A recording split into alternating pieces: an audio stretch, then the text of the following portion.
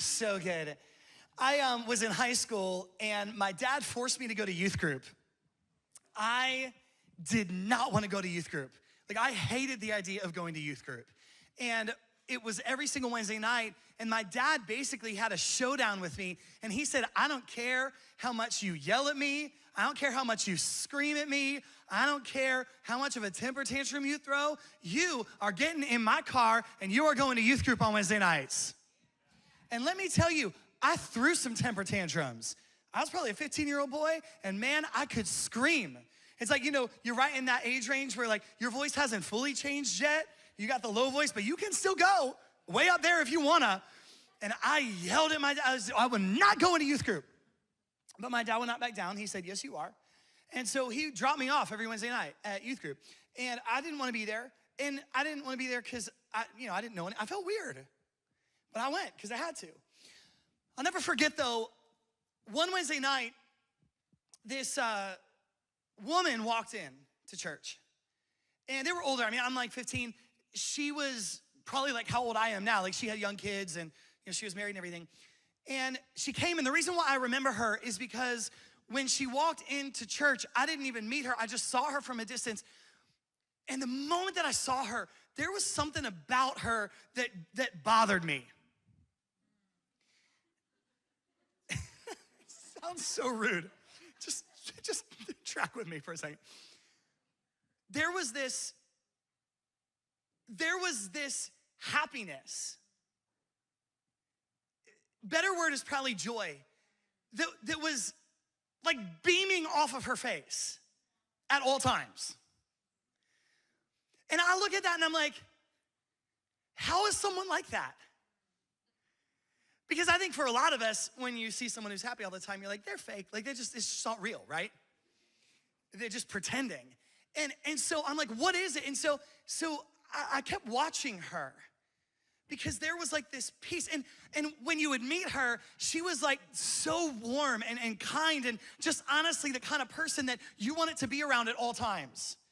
It was like no judgment, but like this incredible love and like warmth and kindness. And you're like, can I just like always hang out with you, And this was who she was. And I'll never forget, I was watching her during worship, which worship is, the band's up here singing, we're singing all these songs and we're not really supposed to be looking around, but I was.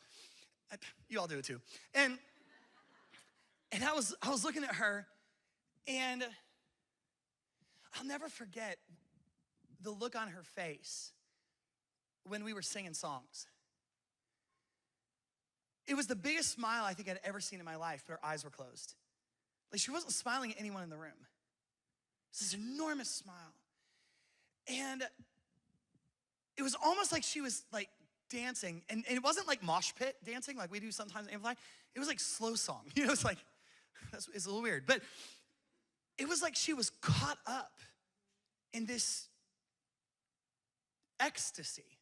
Can I use that word? I'm going to, because it's accurate. And I watched that and I thought, all of us are singing, but she's experiencing something that we're all not experiencing. Like what's going on with her is different than what's going on with everyone else in this room. Because we're all doing the thing, but she's somewhere else. And I looked at her and I thought, she's the kind of person that has everything that everyone wants. Like, she has this joy and this happiness that like never seems to change. She has this love and this warmth and this welcome that it doesn't matter who you are, you're just the kind of person that you want to be around her. And I'm like, wait, isn't that what everyone on earth wants? Like a peace and a happiness and a joy and a love that just seems completely unshakable. And I'm like, how do I get that? I'll have what she's having, Paul writes a letter to his friends, a bunch of people who had believed in Jesus, who were believers in Jesus, who believed in the death of Jesus for the sacrifice, for the salvation from their sins, and the resurrection of Jesus to give new life to anyone who receives it. They believed in Jesus and they started a community because when you believe in Jesus, it changes everything about you. And they lived within a community where they loved each other and change their city together. And Paul had left a long time ago and gone on to another city. So he's writing a letter back to them, and he writes a letter, and within the letter, he says, this is my greatest prayer for you.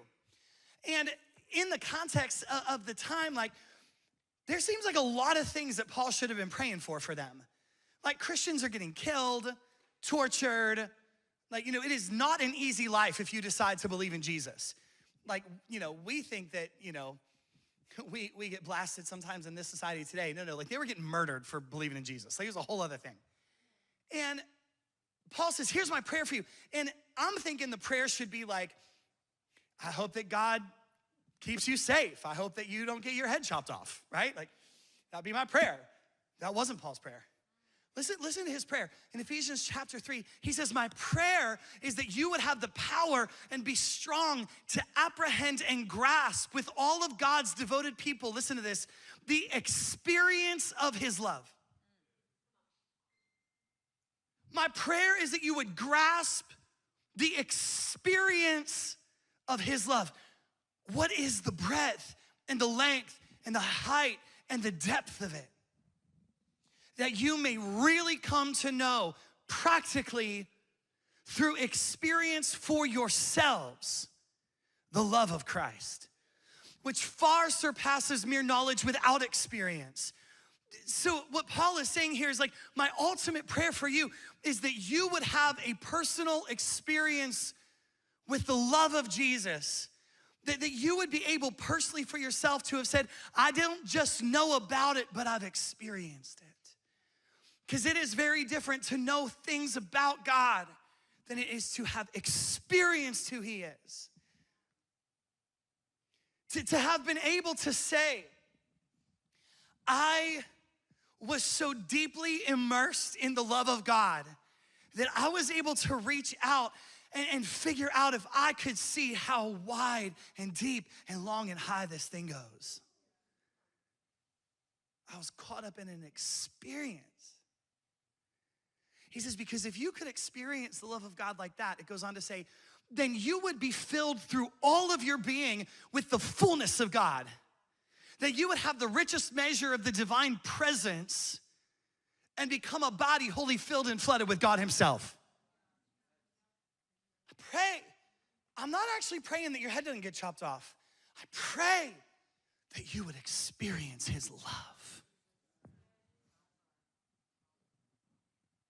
Because if you would experience his love, man, you would be messed up. You would be filled through all of your being with the fullness of God. And you'd look a little weird, but man, would it be the greatest thing people had seen. I got to know this lady and her husband because they started helping out at youth. Because when you had an experience with God, you always want to pour it out onto other people. And I started going over their house and hanging out with them and going to King's after church. All my Pittsburgh people know what I'm talking about. Is that apple pie with cinnamon ice cream? It's really, anyway, never mind. And here's what I learned about her. She was like that for a reason. It wasn't an accident she was like that. She would talk about how she had spent hours just being in the presence of God. When no one else was around, when she didn't have anything to gain from it, when she wasn't trying to put on a show for other people at church, she had been with Jesus. And she had young kids, so it took effort to have that. I'm like, that's why you are the way you are. So there are these people throughout human history, Christian history specifically, and these people throughout Christian history have all sort of been clumped together with a certain label. And the reason why they're clumped together with a certain label is because throughout the last 2,000 years, there would be these different people who would pop up on the scene who would describe these radical, transformative, crazy experiences that they had had with God. Like these experiences where like they saw him, or they heard him speak to them, or they literally had witnessed like the presence of God in a way that made their whole being come alive with passion. And these people have been lumped together in a category, honestly, because a lot of Christians don't know what to do with these kind of people.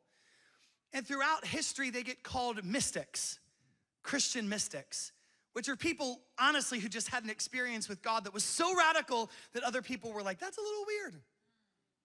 And so for the next couple of weeks, I wanna look back at some of these people who've been given this crazy label.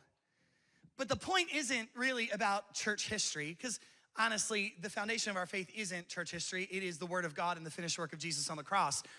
But there's some people that have had an experience with God, and the truth is that I want an experience with God. I wanna be like Sherry. I wanna know what Paul is talking about. I wanna have been able to test the length and the width and the depth and the height of the love of God for myself. And so we're gonna look at some people who are called mystics, and just a disclaimer, not everyone who is called a mystic by church history is someone who I fully agree with doctrinally or theologically, and some of them said some weird things I don't agree with at all, and some of them I'm not even sure that they were Christians, but a lot of them were. That's my disclaimer, just from the outset of this series, because I know I'm gonna get an email, you know what this person said? Yeah, it's like, yes, they lived in 400 AD, and they said something that I don't agree with. All right, anyway. But there's one guy who is actually later, because what happened was in the 1600s, people started learning about logic and science, and honestly, this mystical experience with God started to not happen anymore. Because people started to think, I have to understand something in order to accept it. And when you have to understand God before you can accept him, you're never really gonna accept him because he's beyond your understanding. And so we don't use this word anymore because honestly, it's sort of all faded away with the Renaissance and the Enlightenment. But there was one guy who's probably the latest in history to be considered to be a mystic. And he was a normal guy. I mean, he grew up in the 1600s in France, and he was a peasant. He was very poor. And when he became of age, he went and enrolled in the military and went off and fought in the 30 Years' War and saw all levels of hell. And reading some of the things that people wrote about him, it's pretty obvious that we would say that he had PTSD. They didn't use that term back then, but he saw some terrible things and he was kind of a mess. He tried to keep a job and he couldn't keep a job, and he, his life was pretty rocky, but he had an experience with God. And he made a decision that there was only one thing he wanted to do for the rest of his life, and it was be in the presence of God. And so he went, and back then, we don't do this really anymore, but back then, there would be people who would do this, and they would go all live together in a place where they would share everything in common, and their entire life would be devoted to just knowing God. They're called monks. We don't really do that much anymore. But he went to this monastery and said, all I want to do is experience the presence of God because I've tasted it. But he had jobs there. He had to wash dishes and cook until he got too old and sick to do it, and then he repaired sandals. So he did not live a spectacular life. Not really any powerful, influential, anything. He just cooked and did dishes in a monastery. But yet there was something about him that people from all over would come to talk to him. They wanted to be with him because even while he was cooking and doing dishes, they saw this peace and this joy within him, and they said, that's what everyone in this world wants. And so they would sit down and they would ask him, like, how do you do this? Like, what is your life like? And they would write down what he said, and it's been compiled, and over the course of many years, it's been compiled into a book called Practicing the Presence of God, which, by the way, you ought to read it. But I just want to take one little quote from what he said. He said, I can't imagine how a religious person can live satisfied without the practice of the presence of God. For my part, I keep myself retired with him in the depth of the center of my soul as much as I can. And while I am so with him, I fear nothing. But the least turning from him is insupportable. Here's what he's saying. He's saying, I can't imagine how anyone would ever want to live their life without experiencing the presence of God as much as they possibly can. And so I've decided, even while I'm cooking and doing dishes, to rest my soul and be with him. I'm gonna do the dishes with him. I'm gonna cook with him. I gotta be in the presence of God. And he said, and when I'm in the presence of God, when I'm with God, I'm not afraid of anything. I have perfect peace. And then he says, the only thing I'm afraid of is the possibility that I could turn away from his presence. He says, the least turning away, the slightest turning away from him is insupportable. In other words, it's unfathomable. That would be the worst thing on earth. Do you see the desire that he had to be with God? And I'm like, he knows something that I think most of us don't know. Just like Sherry knew something that a lot of us don't know. She's experiencing something while everyone else is just singing. And Paul is saying, guys, my prayer. I want you to experience him. Jesus was going over to his friend's house one day. There were 3 siblings, Lazarus, Martha, and Mary. And he was going over to hang out with them for dinner. And, you know, if Jesus was coming over to your house, you'd probably feel a little bit of pressure, right? Like, I mean, at this point, Jesus is pretty famous. You know, he's like healing people. Oh, by the way, he raised their brother from the dead, you know, little thing. And he's going over to their house for dinner, and Martha's doing what we all would probably do. She's like, it's got to be clean. It's like, you know, there's like clean that I live in, and then there's clean when my friends are coming over, and then there's clean when someone important's coming over. Y'all know the difference? Right. It's like, it's got to be good up in here, right? So she's making dinner, she's making the house all good and everything, and Mary, her younger sister, ain't helping. Jesus comes over, and Martha is still cooking, and I'm like, Martha's probably a little bit frustrated that Jesus didn't come on time because the cooking was supposed to be done when he got there, but it wasn't. He came early, and she's still cooking, and Mary is not helping. Here's what Mary's doing. She's sitting at the feet of Jesus. Also, is that weird? Like if I came over to your house and I sat in like a dining room chair, let's say I would go over to John and Gina's house, and I'm sitting in like a chair, and then Gina gets on the floor on the carpet and puts her head near my feet. It's weird, right? Probably a little smelly. I don't know, it's weird. Anyway, but this is what Mary does. She just sits there, and all she's doing is just listening. She's like looking up, listening to Jesus. And Martha is not happy. You know, I feel like her frustration probably built over the course of time. You know, it's like she's in there like chopping the carrots, watching Mary. And every chop, her frustration gets like a little bit higher. And so then she's chopping the carrots like loudly, you know, like Mary, you know, it's like, I'm not trying to tell you to come over here, but I am telling you to come. I am putting the dishes on the table. Mary, until finally she like has enough and she blows up. But she does that thing where, you know, she's trying to say something to Mary, but she doesn't actually say it to Mary. She says it to Jesus, you know, but really she's talking, you know, like, I'm not actually trying to say something to Miranda. I'm gonna say it to Miss Val, but it's really about Miranda, so that I'm saying it to you. I'm not saying it to her, but she knows it's for her, you know, that whole thing. So that's what Martha does. And she's like, and she's like, Jesus, tell Mary to come and help me. And Jesus does not give Martha the answer that she wants. Listen to what Jesus says to Martha. He says, this is Luke chapter 10. He says, Martha, Martha, you are worried and troubled about many things. Can we just all admit that that's probably a good summarization of all of our lives right now? You are worried and troubled about many things. But one thing is needed. And Mary has chosen the good part. I'm not taking that away from her. One thing is needed. But he doesn't say what the one thing is, right? He just lets us kind of figure it out for ourselves. What's the one thing? See, Martha's worried about making dinner. Jesus is saying there is a feast that's already been made and it's sitting in front of you. You just ain't picking up the spoon or the fork. You just ain't digging in. He's saying the feast is right here. I am the thing that will satisfy. I am the thing that will fulfill you. I am the thing that will give you everything you're trying to get through your effort and your striving and your control. It's all right here. And Mary figured it out.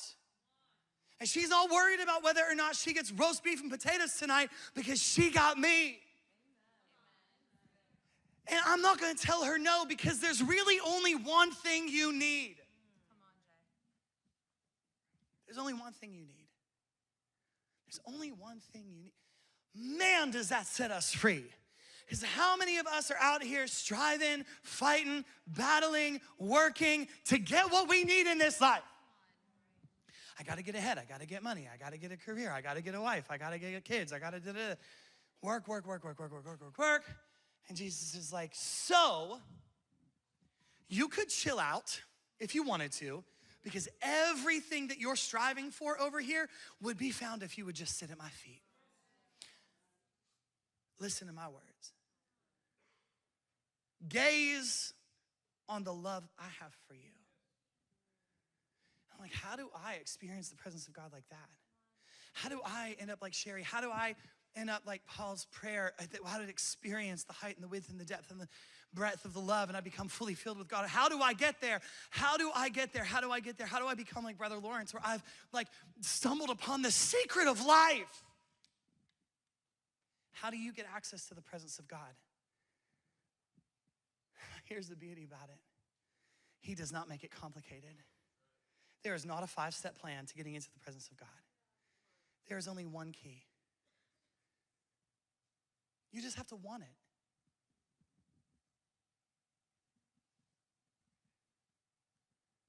Because the truth is that God wants you to experience him way more than you could possibly imagine. He's not making it complicated. But God's not gonna force his way in either. All he wants is for you to want him. But we don't want him like Mary wanted him because we want a bunch of other stuff too. So I want Jesus, I also want to take care of everything else. Experiencing the presence of God always comes from desiring intimacy with God. There's a difference in this room on a Sunday night when people come expecting to sing some songs and hear some nice words.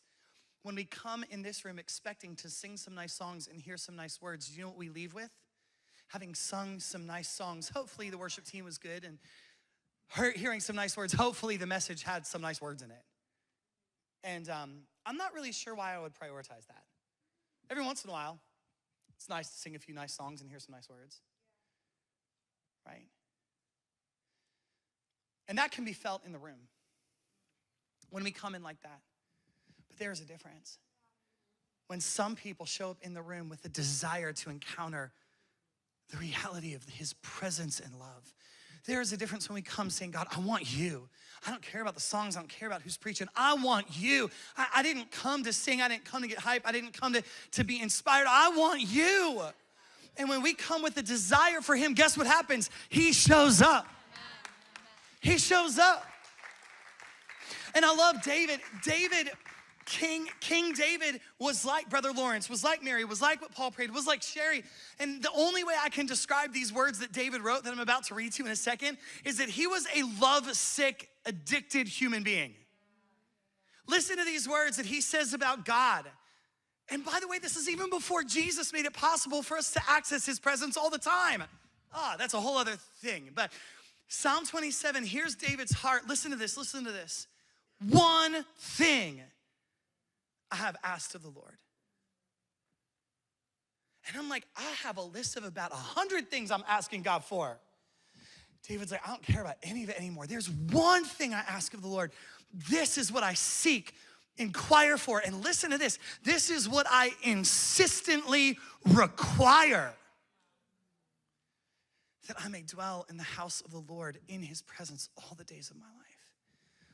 To behold and gaze upon the beauty, the sweet attractiveness and delightful loveliness of the Lord, and to meditate, consider, and inquire in his presence.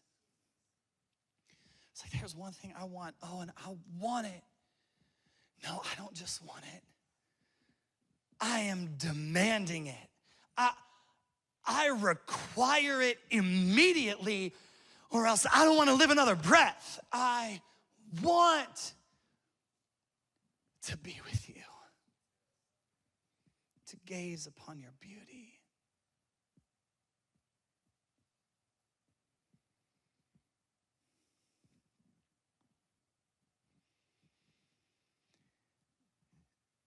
Mary, at the feet of Jesus.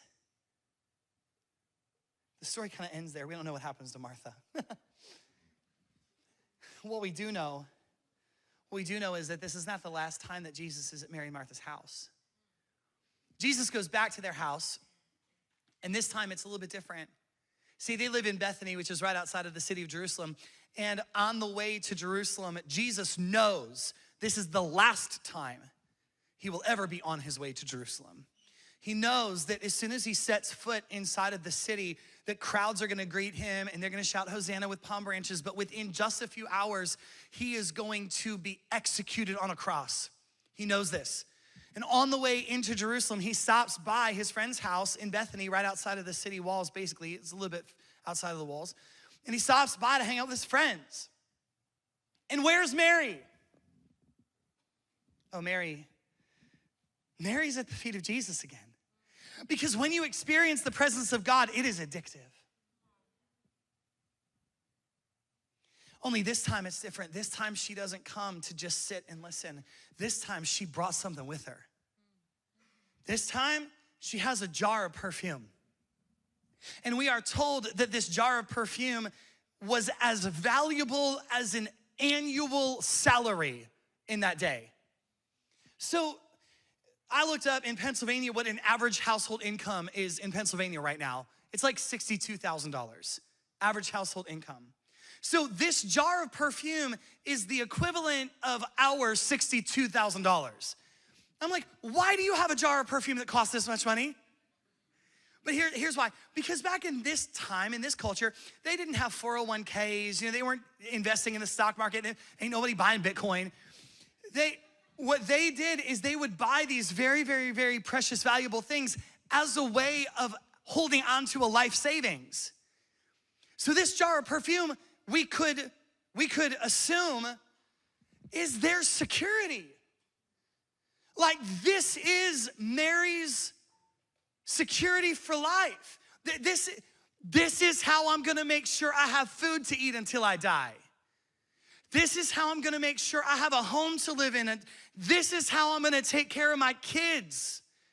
This is my security. This is my safety. This is what I'm counting on to get me through life. And she takes this jar of perfume, all of her security, and she brings it. And again, we find her at the feet of Jesus. And she doesn't like spray a little bit. She takes the top off and dumps it out. And it was so shocking. The disciples start freaking out. Honestly, one of them is like, Jesus, you have to stop her. Like, she is dumping the whole thing out. One of them was like, we could have sold the money and given it to the poor. He's like, yeah, whatever. You didn't want to sell it and give it to the poor anyway. But you're just being a religious person making a point. It was Judas, so we can hate on him. But here's the thing.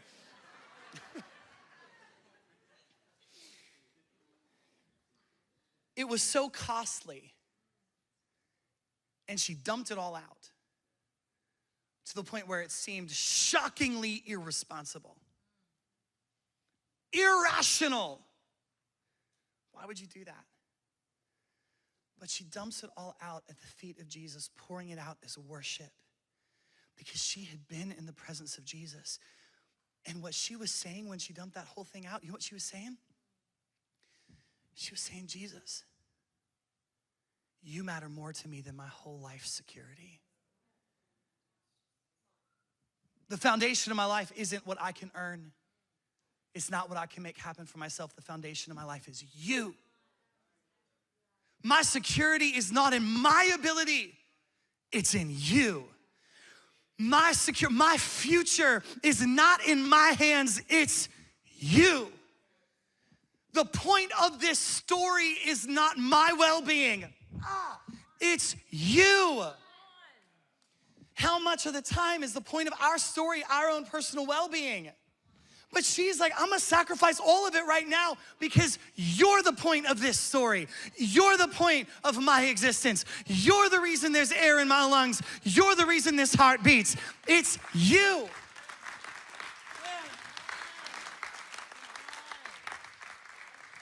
And she dumps it out, never to be able to get it back, as an extravagant act of passionate devotion.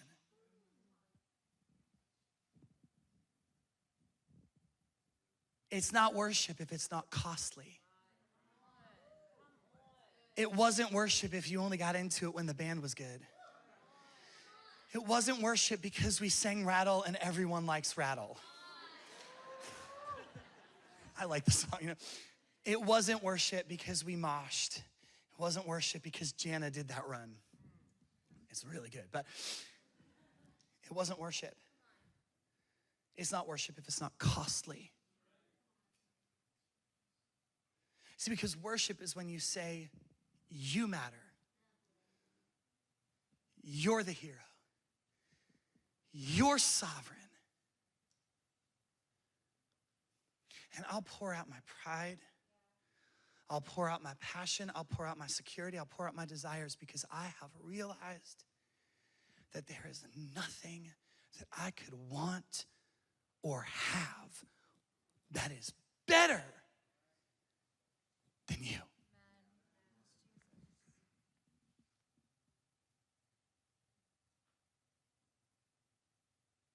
There's a man who was here at the earlier service. He has had cancer for a while, and the doctors have told him that he is in his final days, no more treatment. And he hadn't been here for a little while because he's too sick to come. But he came today.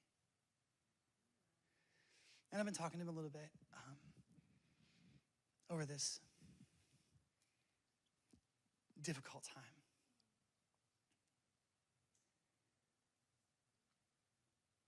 And you should see the way his eyes light up when he talks about where he is going. And I look at him and I'm thinking, he knows what's actually important.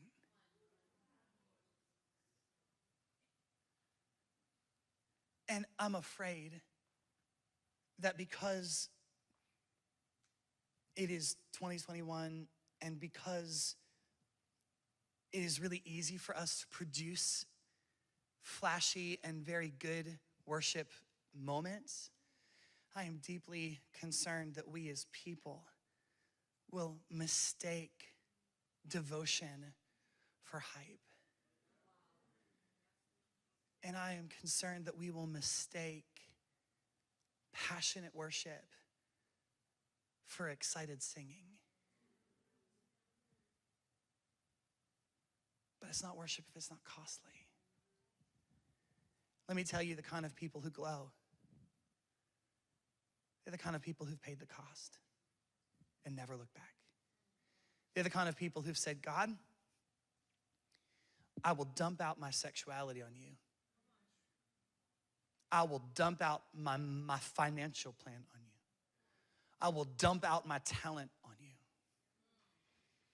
I will dump out my hopes and dreams. I will dump out my desire for relationship on you. I'll dump it out. And if you never, ever, ever give me any of those things back, it will have been worth it because you are worthy of it.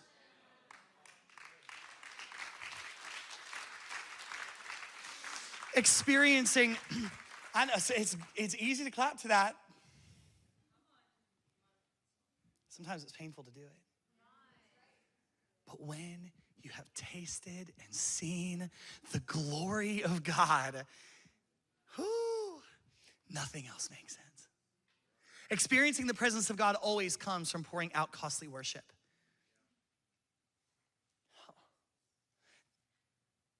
David was going to make an offering to God.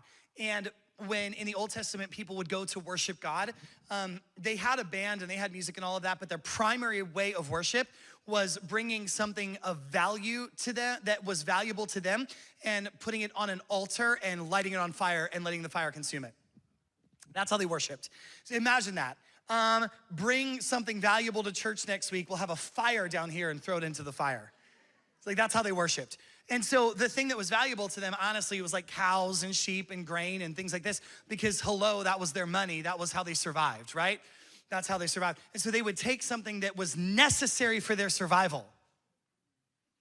Necessary for their survival. They would take it and they would bring it to God and they would kill it and they would set it on fire. And that was how they worshiped. And so David was coming to bring an offering, to bring worship to God, and he wanted to set aside this day to have, a worship moment with God. And so he finds this field out, near where he was, and was like, okay, we're gonna go out to the field and we'll do the altar and we'll do the sacrifice and we'll worship God. Well, the owner of the field finds out that David's coming to do it because hello, he's the king. And the owner of the field is like, David, chill, like it's fine. I'll take care of everything. Like, you are the king, you can have whatever you want. You can take my field. Like, you don't have to buy the field off of me, just take it, it's fine, use it, whatever, do whatever you want. And he said, actually, I'll even give you the cows. I'll give you, I'll set up the monument, I'll do everything. You come, I'll prepare everything, you come, and then we'll just light it on fire and we'll have our worship moment. And David gets offended. And David's like, no, I'm not doing that. And listen to what he says in 2 Samuel 24. He says, I will not sacrifice to the Lord offerings that cost me nothing. It's not worship if it didn't cost me. It wasn't devotion if it didn't cost me. See, what worship costs you are things that you and I don't really want to give up. Can I just go here for a minute? Worship, real worship doesn't cost us our voice. It's okay if that's a byproduct. Real worship costs us our pride. It's saying, God, actually, I want to appear a certain way. I want to look like I have it together a certain way. I want to be cool in a certain way, but I'm going to come and worship you, and I'm going to break all of that down, and I'm just going to be honest with you, and I'm going to let you shatter my pride. Real worship costs us our pride. Real worship, it costs us control. Because real worship means, God, I'm not in control, you're in control. God, I desperately, a lot of people, I desperately want to get married. So I'm gonna do everything I can to figure that out. You know what real worship is? Real worship is saying, God, I'm gonna dump out the desire on you. And I'm gonna trust you to fix this. And if I never end up being married because you don't want it to happen, then I'm still gonna be okay because I'm gonna trust you. Because my joy is in you. My hope is in you. My security is in, God, you want me to give away my talent for free to build a kingdom? You know how much I'm worth? I'll dump it out on you because you're worthy. It costs us control. It costs us our pride. It costs us our convenience. If you're gonna let God have the run of your life, it is not always gonna make sense and it is not always gonna be convenient. But it's not worship if it wasn't costly. The Apostle Paul, when he's writing his letter to the Romans, he writes like 11 chapters of this incredible depiction of how Jesus died on the cross for our sins and he saved us from our sin and he's given us resurrection life and it is so simple. Anyone can have salvation and forgiveness and resurrection life if they simply receive the grace of God. There's 11 chapters on it's not hard, stop complicating it. All you have to do is receive the radical grace of God for yourself and you're saved and you have resurrection life. It's pretty amazing, 11 chapters. And then he gets to chapter 12, but he didn't put the chapter break in, we did hundreds of years later. But he gets to chapter 12 and he says, therefore, in view of all of the mercies of God, in view of the way he saved you, in view of the way he gave you radical grace, in view of the way that he resurrected you when you were a mess, in view of the way that he never gave up on you, never failed you, came pursuing you when you were a mess, in view of all of the mercy of God, here's what makes sense. Present your whole self as a living sacrifice. The language here is this. You get up on the altar and set yourself on fire. until you don't exist anymore because you poured out your entire self as honor and worship to God. And then he says, and it's not like a condemning religious thing.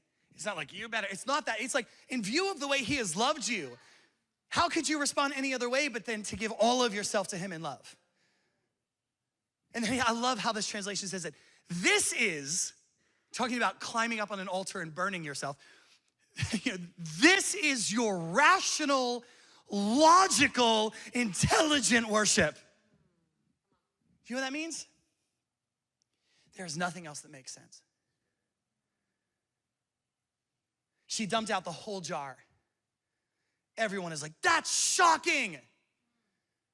But people who know what Jesus is like had a different response. You know what their response was? That's not really even how much he's worthy of. But it definitely makes sense. That's anything less would not make sense. And so Solomon, King David's son, desperately wants to create a place where people can come to experience the presence of God. So he builds a temple, middle of Jerusalem, where people can come and they can experience the presence of God.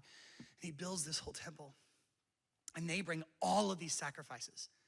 I mean, like tens of thousands of animals. But they don't burn them. They don't set them on fire. Solomon prays and he says, God, we want your glory. We want you. Fill this place with your glory. And when Solomon was done praying, fire came down from heaven and consumed the offerings. And the glory of the Lord filled the temple. So the priest couldn't even go inside because the glory of God was so heavy. That's what the word in Hebrew is kavod, which means heaviness or significance.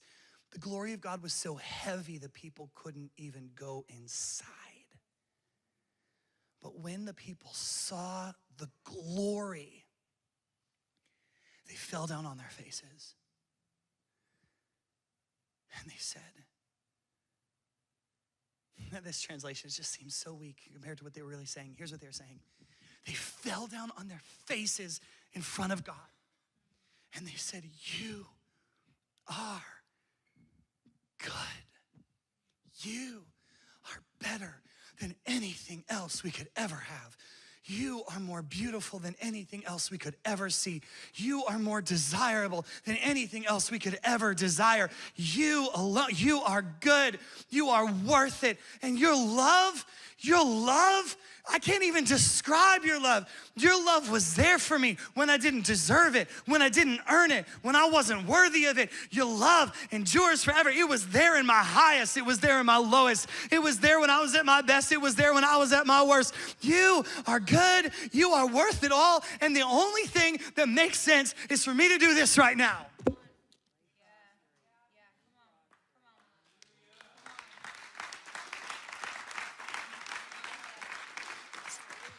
Because there is no question who deserves the honor right now. There is no question who deserves authority in my life. There is no question who deserves to have the control, who deserves to have preeminence, who deserves to hold the outcome. There is no question about who deserves my worship. And if I give it to anything or anyone else, there's not even any point in living that way. And what I've learned is that face-to-face encounters with God, which is what he wants for every single one of you, they come after face-to-feet encounters with God. You're worthy of it all. Forgive me for bringing my pride to you. Forgive me for demanding convenience from you. Forgive me for thinking that I'm the one who deserves to be the center and focus of this story. Forgive me for being the one who makes it all about me and my hopes and my wants and my well-being. Forgive me Forgive me for pouring out costly worship of me.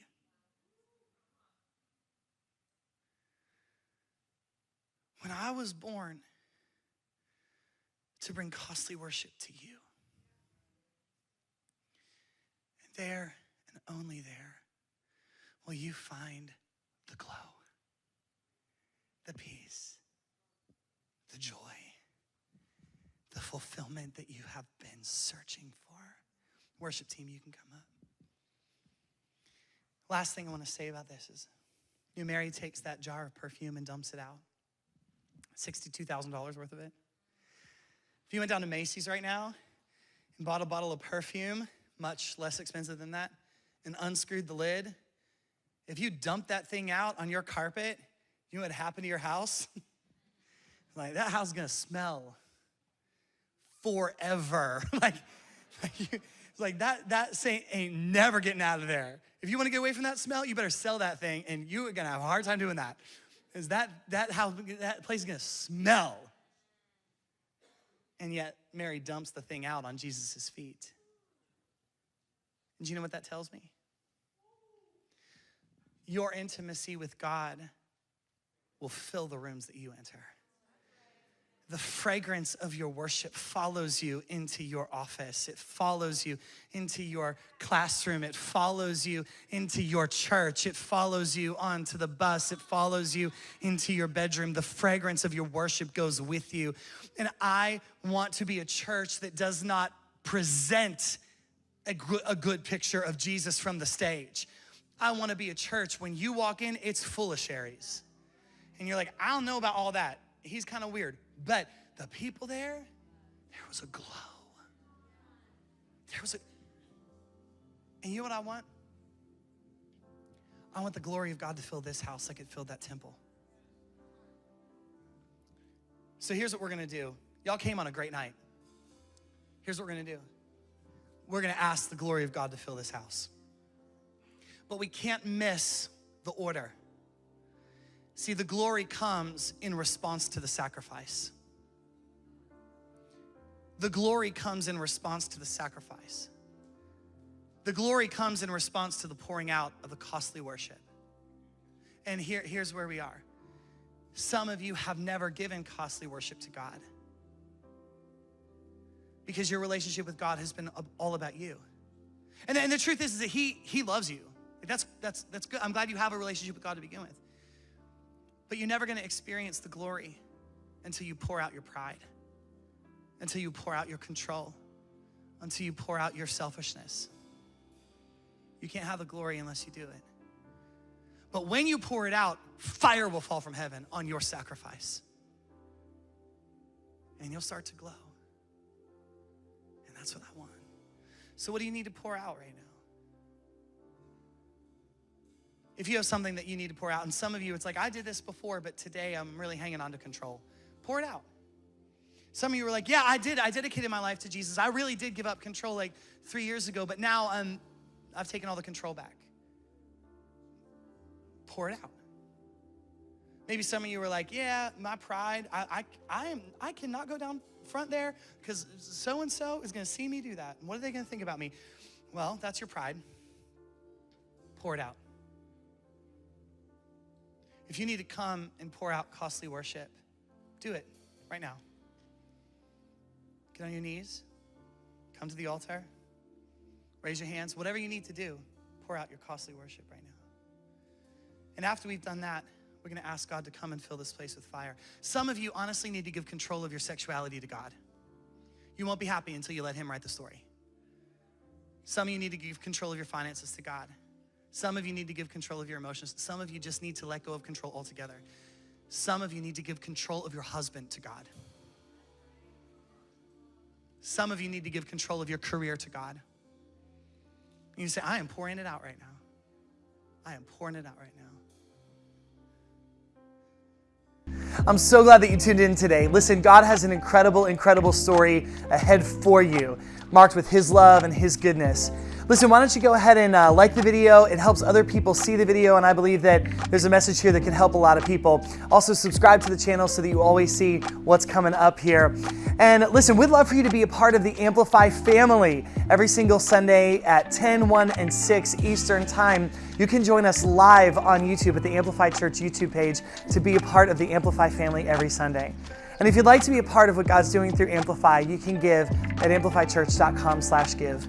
I love you so much, and I am so glad that you are with me, and I believe that God has incredible things in store for you. See you soon.